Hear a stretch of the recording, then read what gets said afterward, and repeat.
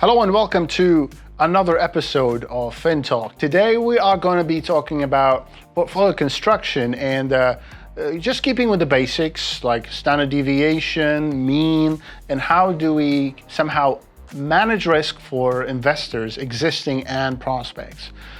This episode we are going to be a little bit more technical, so bear with us, but I promise you it's going to be worth it.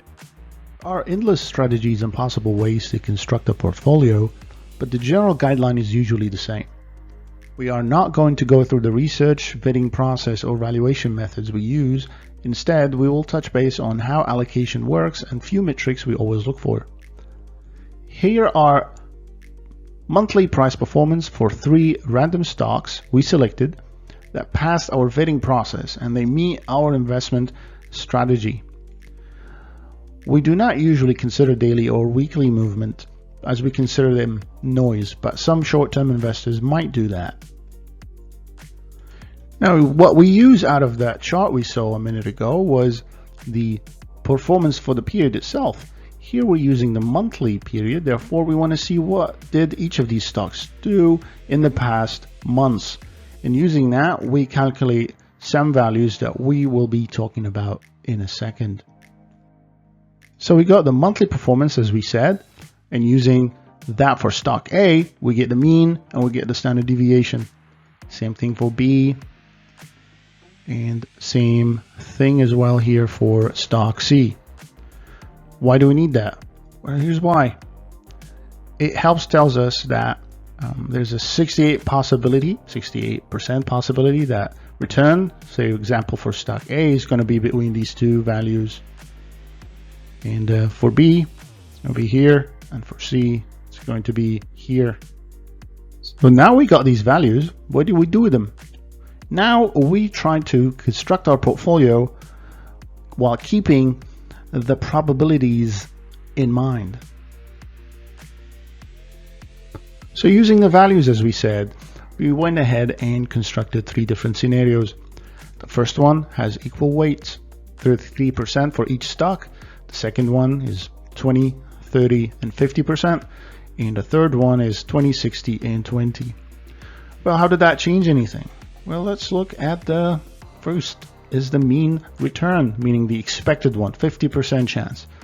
First one, we look at 1.4, and this is second, and the third. This one is the highest.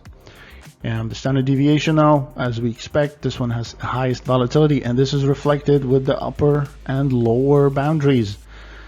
Basically, it tells us that if we invest in this portfolio, our return, 68% chance, is going to be falling between this number on the upper end and this number on the lower end. Now the question is, are we comfortable with this risk? Continuing on, to answer the question whether we're comfortable or not, we are going to be looking at the dollar amount for these returns. And here it tells us that it is the most aggressive, as we figured out already, because it was 5.4. Well, if we're not comfortable with that return on the lower end, we want to, minimize our risk. In this case, we don't want to see that number within this interval of 68%. We're more comfortable with having 970. So we're going to pick one of those two. Well, which one?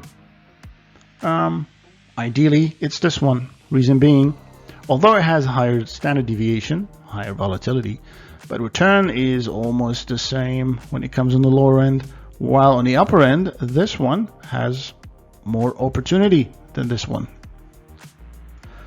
Well, we meant to say that constructing portfolios basically depends on these values. However, there's more than the eye can see.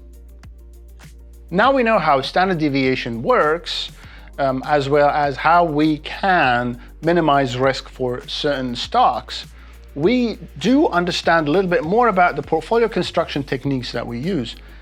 Having said that, this is not all what we have, but only the basics.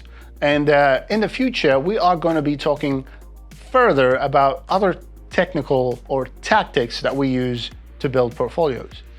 If you like to watch more of our videos, please visit our website, which is Edgewater familywealth.com. You can look up our content library, and you can listen to our radio show on 10.4.1 every Sunday morning, where Scott and myself, we talk about all financial stuff. Once we actually say some funny jokes sometimes. Thank you, and see you next time.